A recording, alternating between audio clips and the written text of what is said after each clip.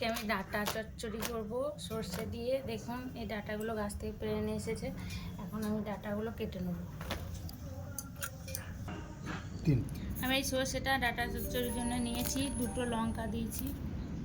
কাটা হয়ে গেছে, কেটে ধুয়ে নিয়েছি জল দিয়ে। এখন আমি কড়াইয়ের মধ্যে দেবো, এটা অন করে দেবো, জল দেবো, পরিমাণ কম দেবো জলে,